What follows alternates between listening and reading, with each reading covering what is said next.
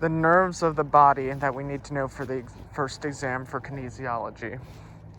So there is the musculocutaneous nerve, the axillary nerve, the radial nerve, the median nerve. We also have, sorry if my stuff wasn't all over the place, the ulnar nerve, the femoral nerve, the obturator nerve, the sciatic nerve, the tibial nerve, and the common peroneal nerve. So those are all the nerves that we need to know for this exam. So, starting with the musculocutaneous nerve, it is C5 through C6, so it's up high. It innervates the coracobrachialis, the biceps, and the brachialis. So that's, if you think musculocutaneous as the biceps and the brachialis, you can kind of also add in that there's a two brachialis, and then there's also the biceps. The two B names, the two brachialises, so coracobrachialis, biceps, and brachialis, which pretty much means it's the anterior lateral surface of the forearm. And that deals with a heavy loss of elbow flexion. Sorry, that was a heavy loss of elbow flexion and weakened supination. Again, that's the musculocutaneous nerve. It runs through C5 through 6, innervates the coracobrachialis, the biceps, and then the brachialis. It runs through the anterior lateral surface of the forearm. That's on the side of the front of your forearm. And then if you don't have the musculocutaneous nerve working, you will have a loss of elbow flexion and weakened supination. The next one is the axillary nerve. That runs as well through C5 through 6. So it's the same as the musculocutaneous. So axillary and musculocutaneous have the same spinal cords. This time, though, it innervates the deltoid and the teres minor. That is the deltoid and the teres minor. It distributes to the lateral arm over the lower portion of the deltoid. And if you lose this nerve, you lose shoulder abduction, and you have a weakened shoulder lateral rotation. Again, that is the axillary nerve. It runs C5 through 6, and it innervates the deltoid, teres minor, and it distributes over the lateral arm, over the lower portion of the deltoid. And if you lose it, you lose your shoulder abduction, and you weaken the lateral rotation. Next, we have the radial nerve. The radial nerve is the spinal cords C6 through C8 and T1. So you can honestly think of it as C6 through T1. Just remember that C8 is one of them. You do not have a vertebra C8, but you do have a C8 nerve. Again, that is C6 through C8 and T1. The muscles that it innervates, there's a lot of them for this one. It is the triceps, the coneus, the brachioradialis, the supinator, the wrist, finger, and thumb extensors. Okay, that again was the triceps, the coneus, the brachioradialis, the supinator, wrist, finger, and thumb extensors. Okay. It distributes over the posterior arm, posterior forearm, and radial side of the posterior hand. So think of the radial nerve kind of running all the way back on the back side of your arm. If you lose this, you have a loss of elbow, wrist, finger, and thumb extension, which basically equals wrist drop. So again, wrist drop is associated with the radial nerve. And you can kind of think of your entire arm is going to basically have a loss of extension, but your shoulder is not included in that. Again, your shoulder is not included in that. And again, radial nerve is C6 through C8 plus T1. It innervates the triceps, aconius, the brachialis, supinator, and the wrist, finger, and thumb extensors. It distributes over the posterior arm, posterior forearm, and the radial side of the posterior hand. And then if you lose the radial nerve, you lose elbow, wrist, finger, and thumb extension, which in other words is called wrist drop. The next one is the median nerve that runs from C6 to C8 and T1. So it's the same as the radial nerve. So if you think the musculocutaneous nerve and the axillary nerve run the same, then the radial nerve and the median nerve run the same.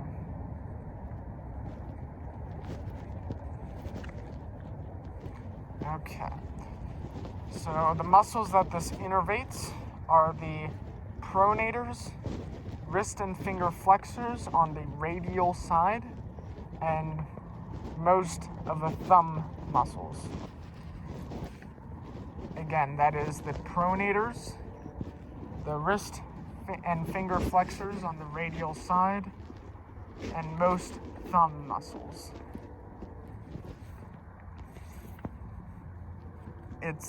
The sensory distribution on that is the palmar aspect of the thumb, the second, third, and fourth, the radial fingers.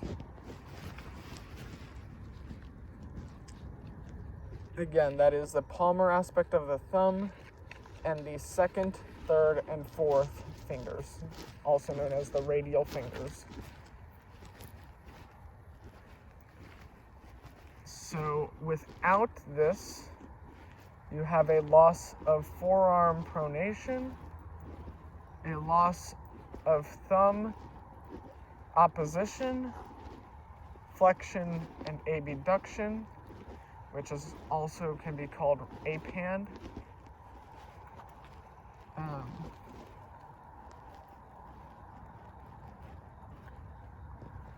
You have weakened wrist flexors on the radial side.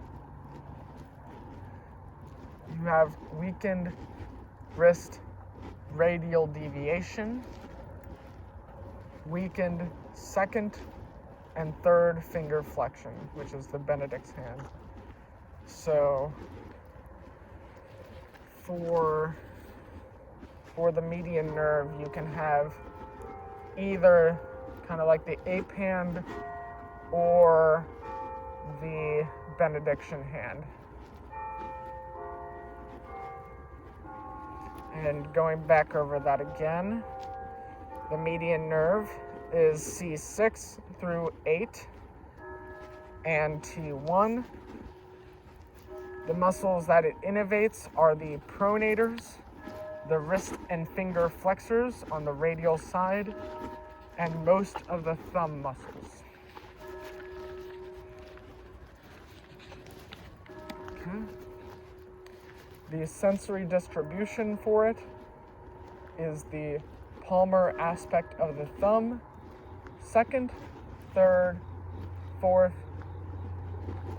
with the second, third, and fourth fingers, which are the radial fingers. And then if you have a loss of the median nerve, this is the big one. It has a lot of stuff that can go wrong with it. You can have a loss of forearm pronation, loss of thumb opposition, loss of thumb flexion and abduction, which in other words is called apand. You can have weakened wrist flexors on the radial side, weakened wrist radial deviation, weakened second and third finger flexion, which will cause the benediction hand.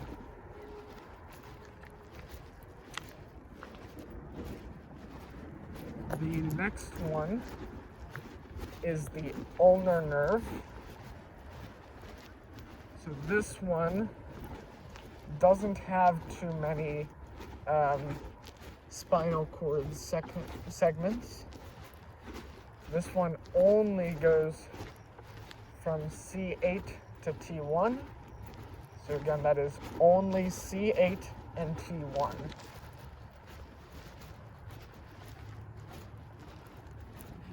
The muscles that it innervates is the flexor carpi ulnaris, the flexor digitorum profundus on the medial half, the interossi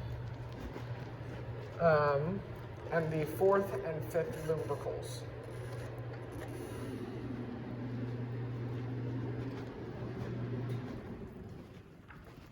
The sensory distribution is the fourth finger, or the medial portion, the fifth finger. So it's the fourth and fifth finger, but the medial portion of the fourth.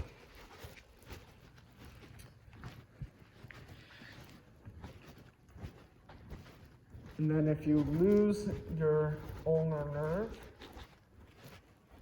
you have a loss of ulnar deviation, you have weakened wrist and finger flexion, a loss of thumb adduction, and a loss of most intrinsics, which what that apparently looks like is the claw hand. And that's pretty much the ulnar nerve. So going through that again is spinal cord segment is C8 to T1. Each innervates the flexor carpi ulnaris, the flexor digitorum profundus on the medial half, the interossei, and the fourth and fifth lumbricals. It distributes the sensory distribution is the fourth finger on the medial portion and the fifth finger. And again, you have to remember that in anatomical position, not the normal position that we stand in.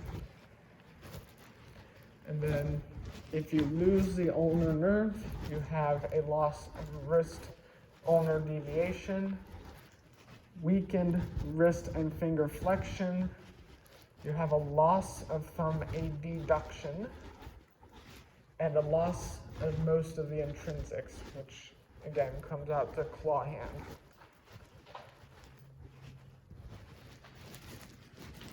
Now we move on to the leg, so we get out of the nerves of like the arms and shoulders.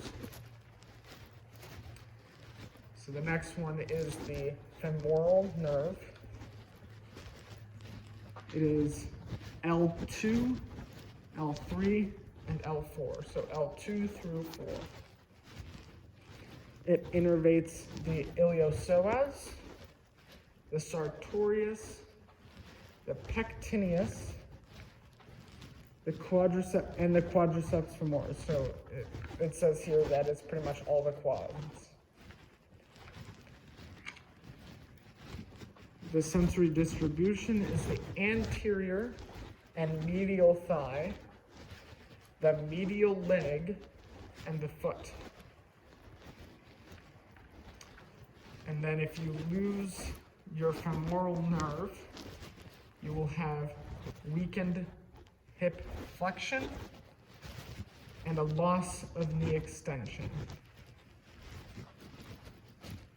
Again, that is a weakened hip flexion and a loss of knee extension.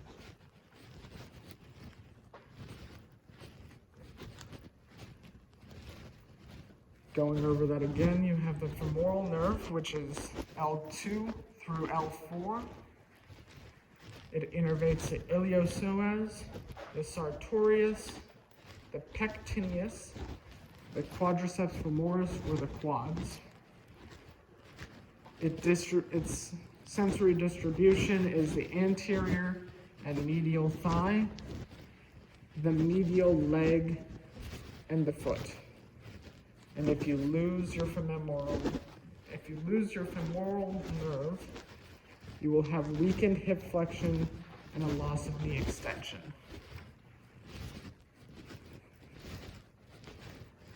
The next one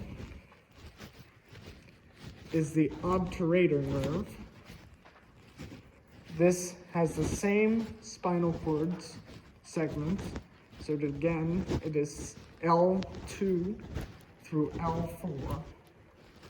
Again, that is the same as the femoral nerve. So the obturator nerve and the femoral nerve have the same spinal cord segments. The muscles that it innervates are the hip adductors, the obturator and externus, and that's it actually. Not too many muscles for that one. Again, the hip adductors and the obturator externus. I do have written down here that the hip adductors can be the adductor longus brevis, the gracilis, and the pectineus.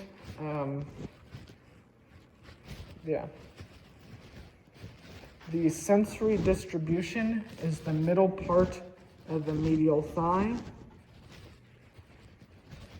And then if you lose your obturator nerve, you have a loss of hip adduction and weak hip lateral rotation. Okay.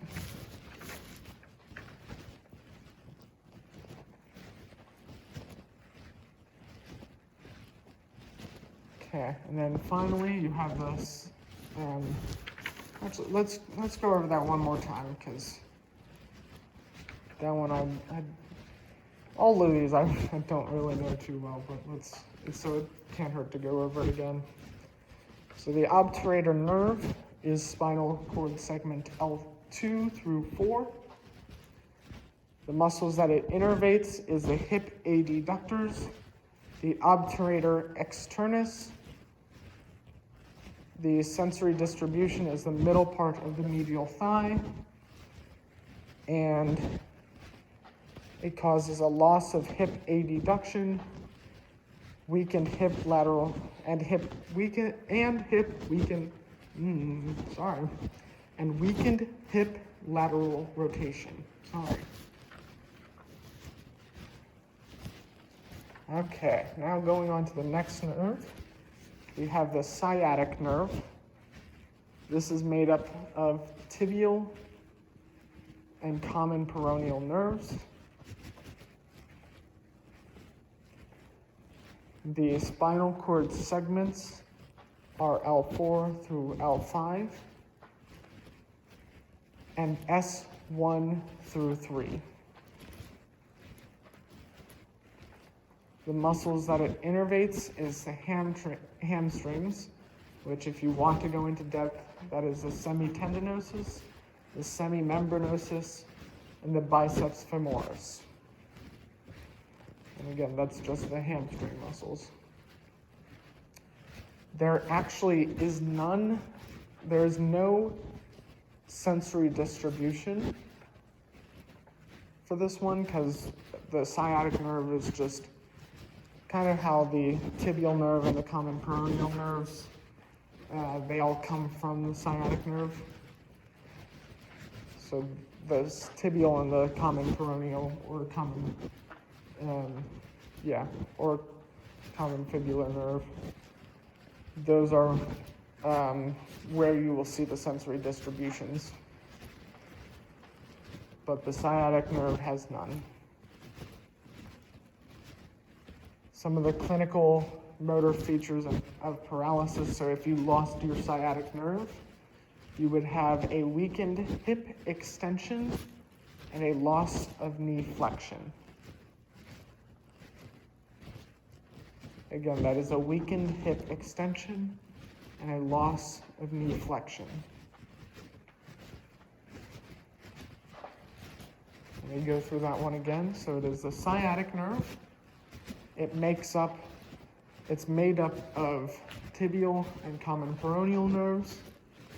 The spinal cord segment is L4 through 5 and S1 through 3.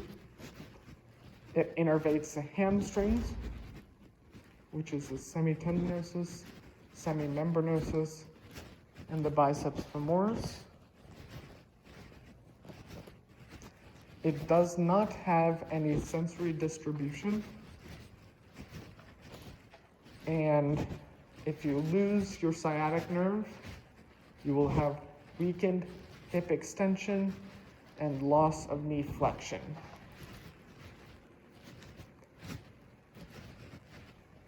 And finally, we're on to the last two nerves. So starting off, we have the tibial nerve. This is divided into the medial and lateral plantar nerves. The spinal cord segment is from L4 to L5, and then S1 through 3. So it's the same as the sciatic nerve, because the sciatic nerve goes into the tibial nerve. The muscles that it innervates are the popliteus, the ankle plantar flexors,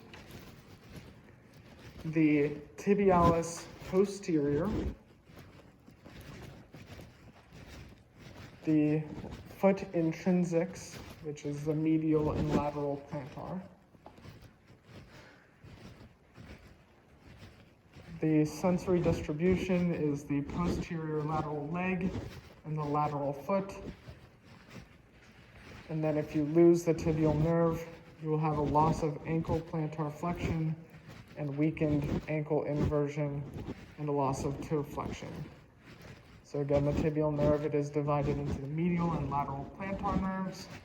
It has the spinal cord segments L4 through L5 and S1 through 3. It innervates the popliteus, the ankle plantar flexors, the tibialis posterior, the foot intrinsics, which are the medial and lateral plantar. And then the sensory distribution is the posterior lateral leg and the lateral foot. And if you lose the tibial nerve, you will have a loss of ankle plantar flexion, weakened ankle inversion, and a loss of toe flexion. And then finally, the last one is the common peroneal nerve. It is divided into superficial and deep peroneal nerves. The spinal cord segment is L4 through L5 and S1 through 2. So it is going to be the same as the sciatic and the tibial nerve, except that the common peroneal nerve does not have S3. The common peroneal nerve innervates the peroneals, which is mostly the superficial peroneal, the tibialis anterior, which is the deep peroneal, and the toe extensors, which is the deep peroneal.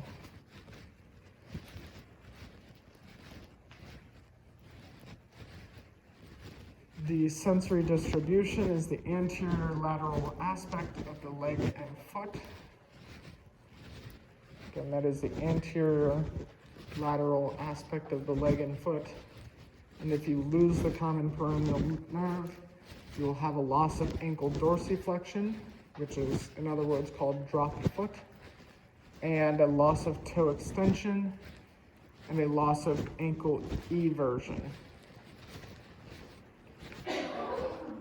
Again, the common peroneal nerve is divided into superficial and deep peroneal nerves.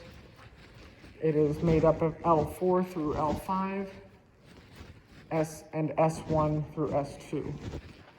It innervates the peroneal, which is mostly the superficial peroneal, the tibialis anterior, which is the deep peroneal, and the toe extensors, which is the deep peroneal. The sensory distribution is the anterior lateral aspect of the leg and foot. And if you lose your common peroneal nerve, you will have a loss of ankle dorsiflexion, which is called drop foot, loss of toe extension, and loss of ankle eversion. I'm going through the nerves one more time. We have the musculocutaneous, which innervates the coracobrachialis, biceps brachialis, and it is C5 through 6. The axillary nerve, which innervates the deltoid and the teres minor, which is spinal cord segment C5 through 6 again. The radial nerve, which innervates the triceps, aconius, brachioradialis, supinator, the wrist, finger, thumb extensors. And it is spinal cord segment C6 through C8 and T1. We also have the median nerve, the ulnar nerve, the femoral nerve, the obturator nerve, the sciatic nerve, the tibial nerve, and the common peroneal nerve.